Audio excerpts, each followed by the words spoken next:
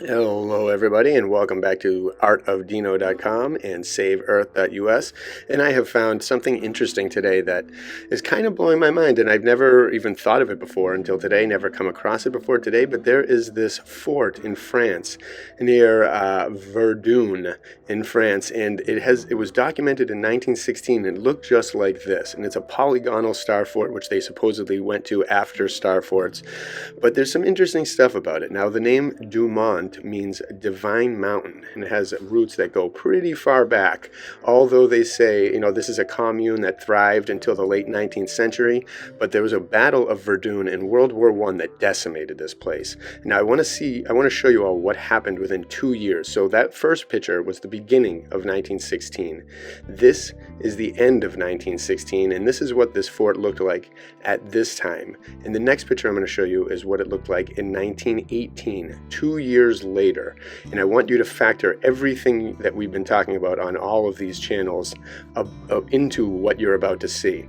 So watch this. That fort was perfect in the beginning of 1916. Then, in the end of 1916, started to get destroyed, and now it looks like this. Now, they say the cause of this is the 420 millimeter mortar gamma gun, the howitzer of Germany, that supposedly did all this. But when you dig down a little bit deeper into that, in order for that weapon to work, it needs 250 people. It takes 4 days to install, and the thing has to swing around. So anybody that's in a battle that can't take someone down in 4 days while they're setting up a thing that's about to destroy your whole village, it seems a little weird to me. And look at how devastating this is. This looks like this was the method that they used to cook out the West in America, the Middle East at whatever point in time, and all over the world. Whatever they did in this 2 years, this is what I would have thought would have happened in 100 years, or maybe that it would look this devastated. But it was 2 years, and in the back you can see these weird track marks all over the place. If you look a little closer in this image, and I'll put a link to the image underneath as well, but there's different paths leading up to this, but places in the middle of nowhere, and it's thrashed. And I found this on David Rumsey's website, so he wrote this as his description.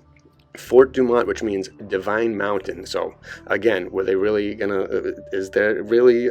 do we know everything we need to know about this? Or why else would they call it? Why would they call a fort a divine mountain if it was only built in that time? There's so much we don't know. But it was the highest fort on the ring of 19 large defensive works, which had protected the city of Verdun, France, since 1890s. By 1915, the French General Staff had concluded that even the best protected forts of Verdun could not resist bombardments from the German 420 millimeter gamma guns. These new super heavy howitzers had easily taken several large Belgian forts out of action in August 1914. Fort Douaumont and other Verdun forts were judged ineffective and had been partly disarmed and left virtually undefeated since 1915. On the 25th February 1916, Fort Douaumont was entered and occupied without a fight by a small German raiding party comprising only 19 officers and 79 men. The easy fall of Fort Douaumont only 3 days after the beginning of the Battle of Verdun shocked the French army. It set the stage for the rest of a battle which lasted 9 months at enormous human cost. Douaumont was finally recaptured by 3 infantry divisions of the Second Army during the first offensive battle of Verdun on the 24th of October, 1916. And this event brought closure to the battle in 1916. So again, think about that. Then you can look at Wikipedia and the stuff that I put out there too. Like, I chose David Rumsey because I like him better than Wikipedia. But even still, like, look at this. How would they get these guns in there to that area and then just slowly, like every hour, shoot something off and no one could stop these guys? It doesn't make any sense. And this is the time when they had pictures, so there should be some photos of this. They're 1890s. They say this fort was erected, but they have no construction photos. Typical. They have all the information. They decided in the 1800s to go from a star fort to a more polygonal shape, which is somehow more advanced. I don't think so. When you look at that polygonal shape compared to the ancient star forts, I don't really see that were surrounded by moats. This doesn't make any sense. But either way, I'm proposing that this was, again, a test run. They were doing test runs. Maybe it was those kind of guns, which were created in some other way, but I think it was a lot more, because that place looks cooked out. It looks absolutely destroyed. And why would they have spent so much time absolutely devastating that place when it was already kind of left unmanned and useless at the time? And they obliterated it. So I am proposing that this is one of their test spots, because look at this. Look at the old school, like the footage here. They say that this was, again, made in the 1890s. 1890s, but whereas other people call it a divine mountain, they don't come up with names like that in the 1890s. That is definitely an old world name. And look at this. This has old world structures all over it, and the ground is melted on top of it. Some of these things have like earth melted and crusted onto the building that was clearly stone and of a much older work. And they said this was a commune at one point in time. So when did it change from a commune to a fort? And was it really a commune, or what was its earlier use? Probably something totally different again. And then it turns out into this. Look at that. That is like fallen melted rock over an amazing structure. It's almost like they were like, this is what they were using, this method. They were testing it out.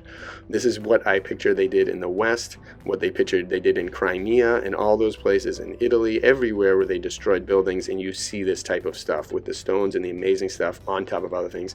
And again, all these amazing tunnels all over the place that they said, again, were constructed in like a year or two. It's like, no, it can't be. Absolutely not. This looks very ancient. It looks like another one of our historical stories with a narrative from World War I where they were just totally wrong. And again, World War I, I believe, like all the wars are, like even to the present day, are just designed to destroy all of the ancient relics. And they won't be satisfied until they're all gone. Because when they're all gone, nobody's going to think about this stuff. It's going to be a little tougher to erase all the work that we've all been doing and the pictures we've all been digging up. But again, one big flash to the internet could get rid of all of that. So you never really know what they have in store for us and what they plan. But look at the ceiling.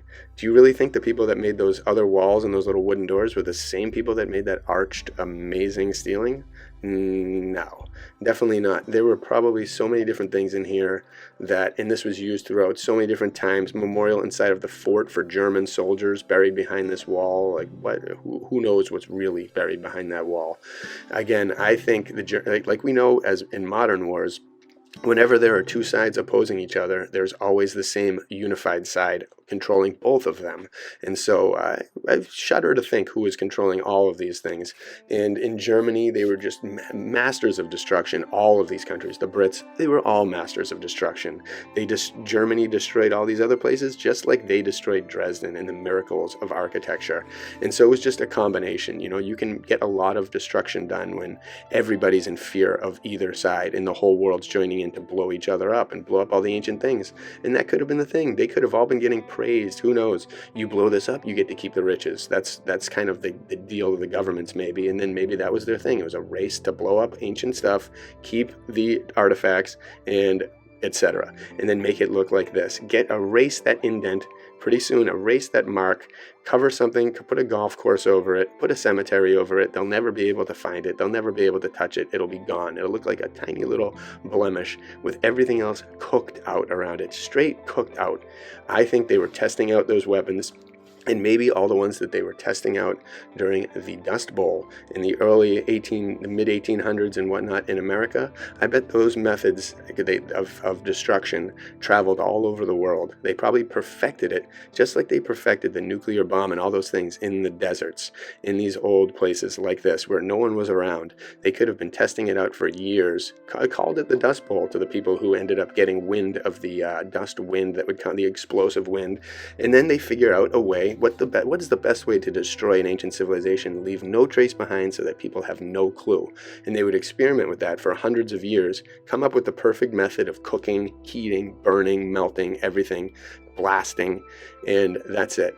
And I am beginning to believe that all of these rocks we see, because if you look at this picture again, there's a lot of rocks all over the place, scattered aimlessly, just like you see all over the world. And we know that this was once a fort with a lot of stone that's still underneath it. And what was on top? Who knows? I think a lot of those Civil War walls were made from the buildings they blew up, and then they put all the rock into walls to separate property. I think everywhere you go along the sides of highways, all those things I think were once buildings and structures and walls that are blown up to dust. If you're in the woods and you see, and especially in Massachusetts and New England, you see a random pile of rocks, they're like, oh, that got carried away by glaciers thousands of years ago. No, that's a blown up ancient structure, and it's everywhere in New England. It's everywhere in the Midwest. It's everywhere all over this world because that old world got blown up and destroyed, smashed to rubble to eviscerate our collective memory and anything that could link it, and now we're just piecing it all back together. But I think this is a big thing here, because this destruction of 2 years is mind-blowing, how much can be done. And if that can be done in 2 years and make something look from a beautiful fort to just absolute rubble and no man's land, then there's no telling what they did, what they used, and what they've done to reset this world numerous times in the name of war. And so, yikes. I hope you all enjoyed this little theory sparked from out of nowhere from Save Earth US and artofdino.com. So thank you all for checking it out, and let me know your comments below. I'd love to hear it. Bless you all.